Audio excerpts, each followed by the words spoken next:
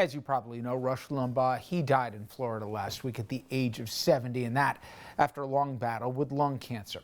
Governor Ron DeSantis of Florida just announced that he's planning to honor Rush by lowering flags to half staff on the day that he is laid to rest.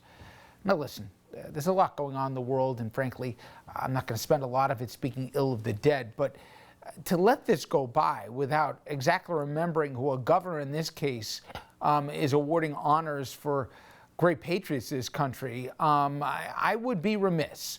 Rush had a long and sordid history of about every kind of bigotry you can think of, including homophobia. During the height of the AIDS crisis, when Limbaugh mocked the death of people from that terrible disease, he would read their names to horns, bells, and disco music. Now, that was in 1990. You say, I'm sure he changed, Rich, but just last year, take a listen to what he had to say about Pete Buttigieg during the presidential campaign. America's still not ready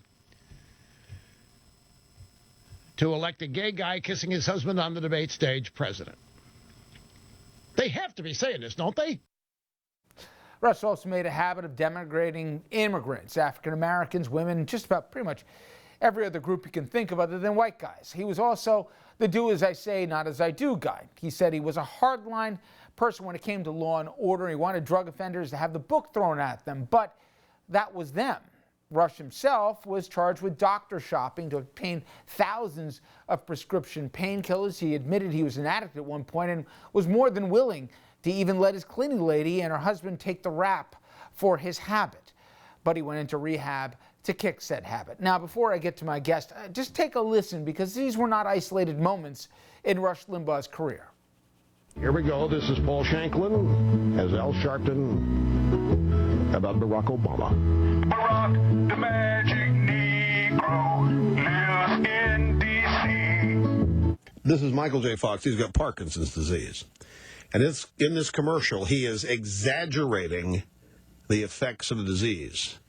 He is moving all around and shaking, and it's purely an act. This is the only time I have ever seen Michael J. Fox portray any of the symptoms of the disease he has. We're witnessing racism all this week that led up to the inauguration. We are being told that we have to hope he succeeds, that we have to bend over, grab the ankles, bend over forward, backward, whichever, because his father was black, because this is the first black president. We've got to accept this. Could we see the cute kid? Let's take a look. See who is the cute kid in the White House. No, that's not the kid. That's the kid. We try to... My next guest, Matt Gertz, he's a senior fellow at Media Matters, and he has spoken quite a bit about the legacy that Rush has left behind. And I'll talk about the through line, Matt, in terms of Trump and the modern Republican Party and Rush and what he's been doing or did for a generation. But first, that the governor of Florida is going to recognize this guy as if he's some national hero, given his legacy. I mean, it takes a lot to surprise me anymore, but I got to admit, I couldn't believe DeSantis went there. Well, I mean, I think after the President Donald Trump gave Limbaugh the Medal of Freedom during the State of the Union last year, it's pretty clear that the Republican Party is deeply beholden to Rush Limbaugh. He is someone who really turned their party in a very particular direction, a direction that led to Donald Trump's election. And so for the governor of Florida to honor Limbaugh in that way, I think it's a pretty obvious sign that he is planning to run for president at some point in the future, and that he thinks this is a way to win some votes from the Limbaugh ditto heads. I understand, but even in Florida, we have communities of color. We have people who suffer from disabilities. We have people in the LGBTQ community. We have people who are victims of sexual assault and all the rest. And in effect, the governor's saying, yeah, this isn't for you. We're going to honor him for basically the white guys in the state. Nonetheless, do we get, Matt, Donald Trump if we don't have Rush Limbaugh?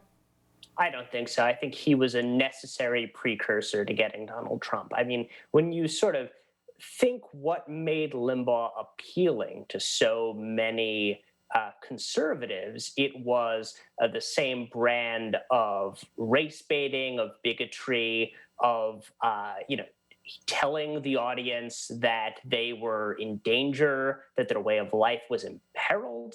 And that was a card that Limbaugh played quite well, and that Donald Trump did too. Also, when you think of how Republicans for years made excuses for Rush Limbaugh, for all of the bigotry that you laid out quite well earlier in the segment, they always found a way to say, well, that's just the way Limbaugh talks. He's an entertainer. He has a point. It's really fine. And so when they had a Republican candidate and then nominee and then president doing a lot of the same stuff, it was easy for them to fall back on those same patterns. It was worth it to them to truckle to a bigot of that character because of the votes that it brought them down the road. And please, Matt, dispel this BS that I heard, and I've heard it over the weekend. People say, yeah, you know what? Limbaugh was just like Stern, Howard Stern, that this was just entertainment. I saw Republican politicians literally grovel to his radio program to beg for forgiveness if they took a vote that didn't, rise to the level of fealty to Limbaugh and the hard right here. He was a political animal, always was, from beginning to end. Absolutely. I mean, he was one of the most influential people in the Republican Party for the last 30 years or so. Really, his influence was more or less unrivaled. He had the last three Republican presidents, asking him for support. Even back in the early 90s, someone like George H.W. Bush, who's traditionally now seen as more of a moderate, was going on the campaign trail with Rush Limbaugh. He was inviting him to the White House because he wanted access to the votes that he thought that Limbaugh could provide. Later on, he became an honorary member of the Republican House congressional class of 1994. And at various points has declared himself the titular head of the Republican Party, something that is quite accurate.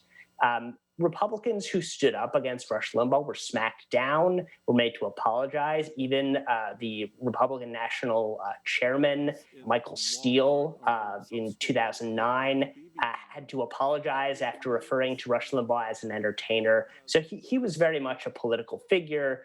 He was treated that way by the entire Republican Party.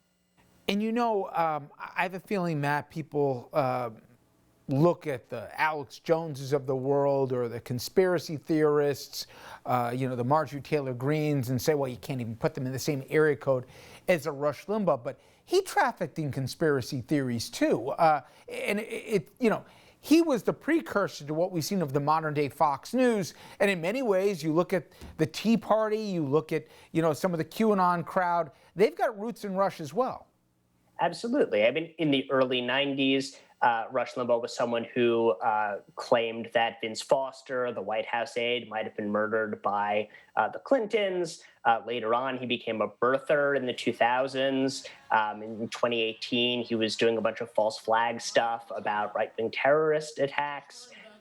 He is someone who made conspiracy theories part of the general set of talking points for conservative talkers, for Republican politicians, and really made that party and that movement much more extreme over the years. Matt Gertz, I appreciate a few minutes today. Thank you so much. Thanks for having me. All right, everyone, when we come back, it was a sad milestone that we passed today, and what we'll do on the other side of the break is remember some of the 500,000 Americans who've died from COVID. Stay with us.